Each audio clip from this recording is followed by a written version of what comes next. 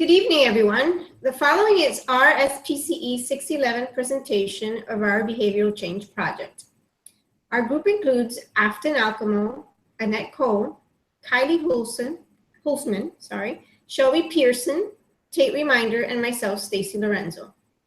For our behavior change project, we have chosen to replicate Norman's 2008 Increasing Physical Activity using self-monitoring, goal setting, and feedback.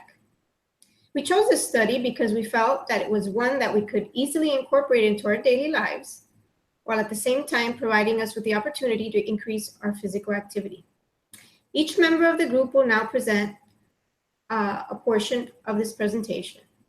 I will begin with the purpose of the study. The purpose of the study was to replicate the findings of Norman 2008.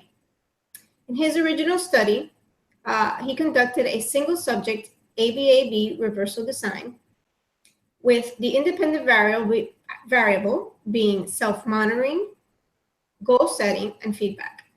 The dependent variable was physical activity in the form of number of steps taken per day, utilizing a pedometer with a visual readout, setting a goal with the researcher, and daily feedback during the intervention phase with the researcher. In his study, he used 4 participants, 3 males and 1 female, who ultimately obtained mixed results. The mean number of steps per day increased for all participants during intervention, but data was still unstable. In our study, we are 6 female graduate students that are enrolled in advanced applied behavior analysis. We're all residing in the Eastern time zone in North America, the furthest being Toronto, Canada, and the further south being Miami, Florida. All participants expressed the desire to increase their daily physical activity. Meetings took place via internet, and communication was completed via text and/or email. Kylie will now present the literature review articles that support our study.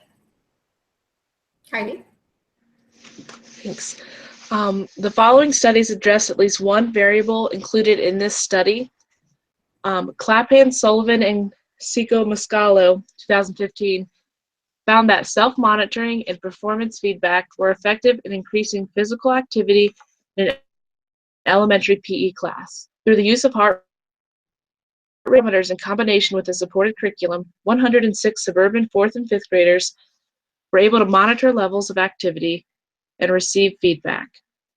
Using a single subject AB research design, Clapham found that throughout this 10-week study, levels of activity were increased. Our second study by Mativi, Dawson, and Tudorlock was a 4-week study to evaluate whether or not the use of a sealed or unsealed pedometer combined with self-monitoring would result in a change of behavior. No significant differences in the mean number of steps per day in either condition. The outcome suggests that reactivity did not affect the validity of using pedometers and self-monitoring to assess physical activity in healthy adults. The third study we found was from Wack, Crossland, and Miltenberger, 2014, and found that goal setting and performance feedback were effective in increasing running distance in adults. Short-term goals were set by each participant, as well as one long-term goal. Researchers used weekly meetings with the participants to discuss progress that was recorded through the use of an electronic tracking device. In this study, they used the Nike Plus Sport Kit. This study supports the use of goal setting and performance feedback as an effective intervention. Our fourth study by Van Warmer, 2004, conducted the study to assess whether pedometer-aided self-monitoring and brief e-counseling would increase the activity in 3 overweight adults. Participants were instructed to record daily steps, and weight was recorded the first day of baseline and every Friday thereafter. Results from the study conclude that all participants increased their daily steps and had even lost weight over the course of the study. This study suggests that the use of a pedometer is an effective tool to utilize in increasing physical activity. So in conclusion, goal setting and was found to be beneficial in providing motivation for the participants in this study. Our next study was Snyder, Bassett, Thompson, Pronk, and Belock, which was in 2006, evaluated whether setting daily step goals would increase physical activity in overweight adults. Through the use of pedometers, adults tracked their daily steps and increased their baseline average of 5,000 steps to an average of over 10,000 steps per day by the end of the study. Only 50% of the participants were able to consistently meet the 10,000 steps daily. So in conclusion, researchers determined that 10,000 daily steps was not feasible for all adults, and further research could focus on analyzing variables that affect pedometer-based physical activity programs. Our last study to support our article by Donaldson and Normand, 2009, and they used goal setting, self-monitoring, and feedback in a 14-week course to teach 5 participants the benefits of exercise and healthy eating. Through the use of a heart rate monitor, researchers were able to record participants' heart rates during baseline. During intervention, daily goals were set 10% above baseline average numbers, and participants were able to monitor their own numbers. Participants were required to send daily graphs to the researcher, and in return they received daily feedback. 2 of the participants withdrew when they were to return to baseline. In conclusion, researchers found that goal setting were effective tools for some of the participants, and daily feedback was effective for some of the participants as well. In our next slide, we talk about the materials that we needed in order to replicate our study. The first material was a pedometer. Our group chose the Fitbit because we could sync our steps daily so that our research partner could monitor our steps during baseline. Tape was necessary in order to cover the face of our Fitbits during baseline. Writing utensils allowed for us to document necessary data. It allowed for us to write our names on the tape during baseline on our Fitbits. We also needed a device for daily internet access that allowed for partners to monitor each other's daily steps, and a medium for communication between participants and research partners was also key. During intervention, participants provided their research partner with their daily steps, and their partner in return provided feedback. The next slide is the operational definition and the behavior of the study. Behavior monitored in this study focuses on each participant's daily steps. The author of the original study defined a step as any activity that resulted in count being recorded and displayed on the pedometer. Shelby, over to you. Okay. All right, so data was collected using either paper or an Excel spreadsheet to record the daily steps from the Fitbit app. Data was synced daily, if not every couple days, through the Fitbit account, and the research partner was able to access that as well as the participant themselves. The design, like Stacy said, was an AB reversal design to demonstrate the effects of the self-monitoring, goal setting, and feedback regarding the steps per day. During baseline, each day, like Kylie said, there was a piece of tape that was across the screen of the Fitbit, and we signed it to make sure that we couldn't see our steps during the whole baseline phase.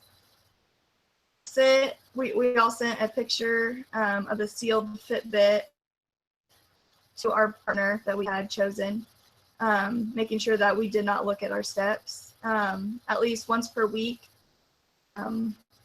each logged into our partner's Fitbit account to look at their daily steps and then provide them with feedback regarding that. Treatment was once the data was stable by either a downward trend or no large variances in the actual daily totals. Totals of each participant were averaged together to make the goal for the treatment the next week. All participants wore their Fitbit unmasked during the actual intervention, and they were allowed to see their steps and reported their daily step totals at the end of the day to their partners, and their partner could also check via the account, email, or text. Whether after the steps were looked at each day or week, the partner then provided them with encouragement to reach their goal, or they needed help to reach their goal again for the following week when the goal stayed the same. All right, next, weekly communication between the participants and their partner took place. Visual representation of the data in the form of graph was shared. Verbal discussions included commenting on the direction of the data points, providing praise and encouragement for the work that they accomplished, and words to help boost their physical activity moving forward. The graph showed data that was up to date and contained goal lines showing their most recent goal. If the participant daily step totals exceeded the daily step goal on 4 out of the 7 days, the goal was considered met. The daily step totals were then averaged, which became the participant's goal for the following week. If the participant did not meet their goal on 4 out of the 7 days, the goal did not increase. Inter-observer agreement was conducted by the partner of each participant on a weekly basis. The researcher logged into the participant's Fitbit account and recorded the daily steps taken by the participant. As the account was synced with the participant's Fitbit, the steps taken every day were automatically updated in their account. The researcher then compared these daily totals to the daily totals reported by the participant. Agreement scores were calculated by dividing the number of agreement scores by the number of agreements plus the number of disagreements and multiplying by 100. The inter-observer agreement was 100% for all participants. Treatment integrity, measures for reliability and treatment fidelity was calculated for the daily self-monitoring portion and the daily email feedback portion of the intervention by dividing the number of days the participant did not report daily step totals during the intervention by the total number of intervention days and multiplying by 100. Assessing treatment fidelity was similar. However, there was an added step in order to account for the need of a daily step count from the participant for the treatment to be applied. The number of days that daily feedback was not given, even when a daily step count was provided, was divided by the total number of intervention days and multiplied by 100. Treatment integrity was 100% for all participants. Now we are going to talk about the results of the study.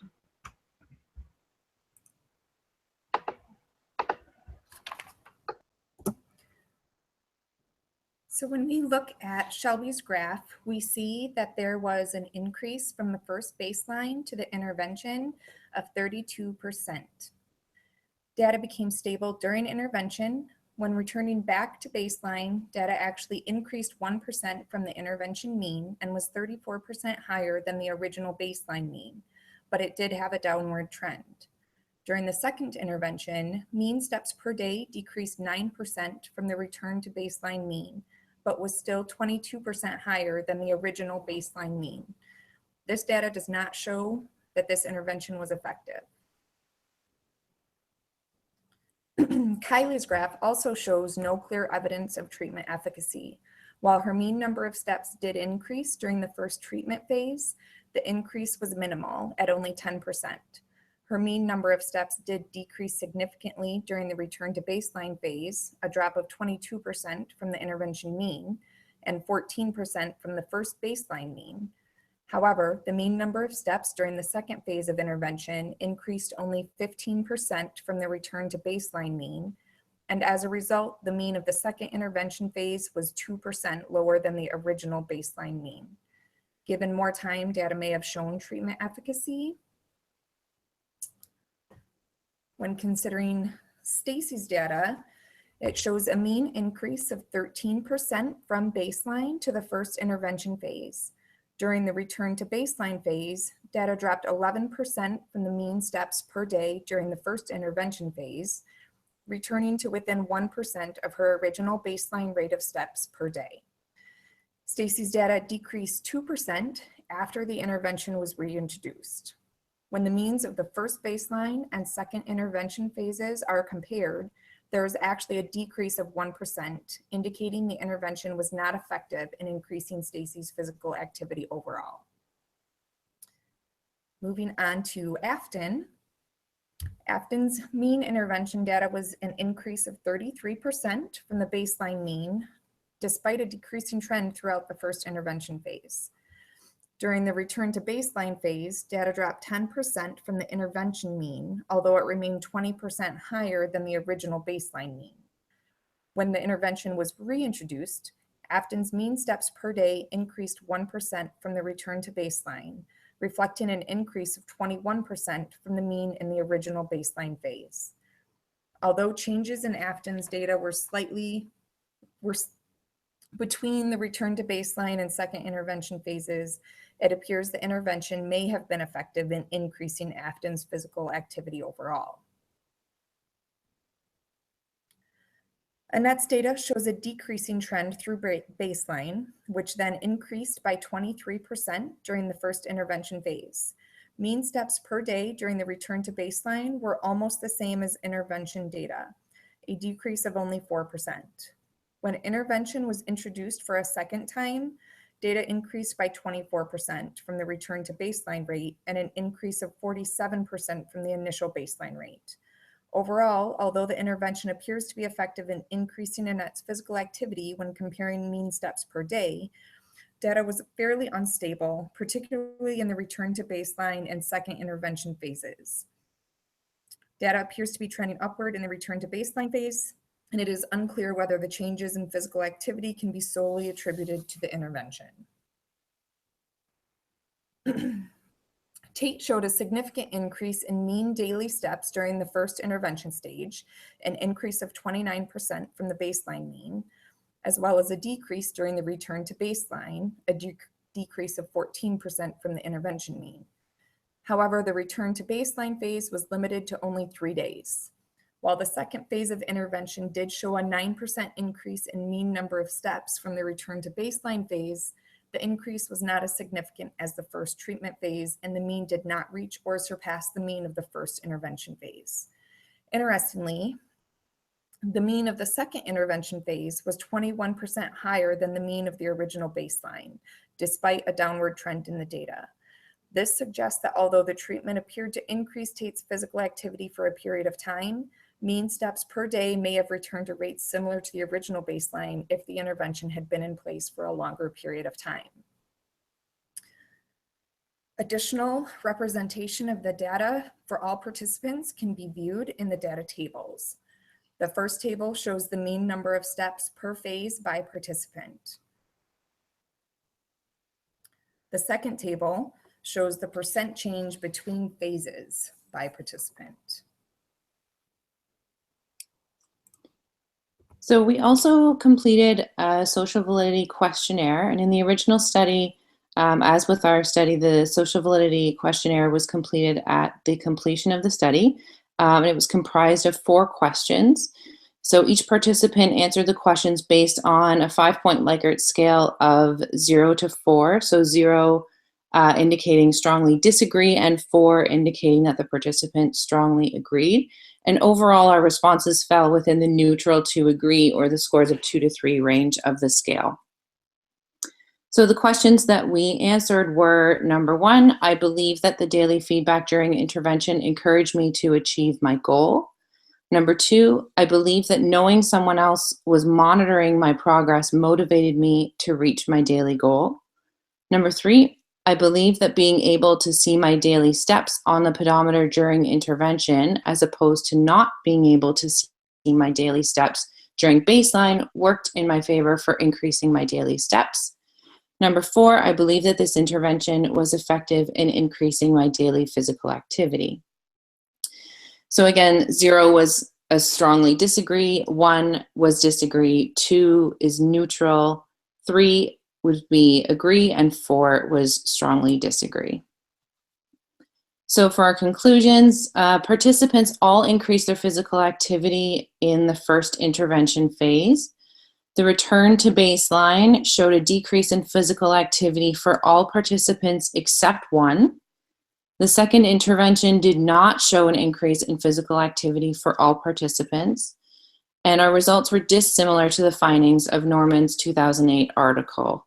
So some of our participants increased their physical activity, but not all, as that was seen in Norman's study. All of his participants increased. Like the Norman article, our data was highly variable for all participants, and effects varied, which was dissimilar to his article. So in some cases, there was almost no effect between phases. Sometimes there was some effect that was not maintained, and sometimes there was a questionable effect where because the return to baseline data was increasing, it wasn't really clear that the changes in behavior could be attributed to the intervention. For limitations, because it was a limited time, we felt that if we had a longer baseline and intervention phases, we may have been able to show greater, more stable effects. We have a small sample size, and perhaps with a larger sample size, we may show greater effects of intervention. The criteria for changing phases was unclear in Norman's article, so he didn't state when or why the participants were to change phases from baseline to intervention, and then the return to baseline, and then of course back to intervention. So as a group, we decided to change phases when data was stable. We are a homogeneous sample, so we are female graduate students, and therefore we can't generalize any of our results to other genders, cultures, socioeconomic statuses, races, etc. And then Norman did not provide the social validity questions, so we created the questions ourselves, but we couldn't replicate that part of the study directly. So in summary, overall, self-monitoring, goal setting, and feedback were not shown to be effective in increasing the number of steps taken per day by 6 graduate students using the methods described by Norman in 2008. Further study is warranted that addresses the limitations identified by the authors.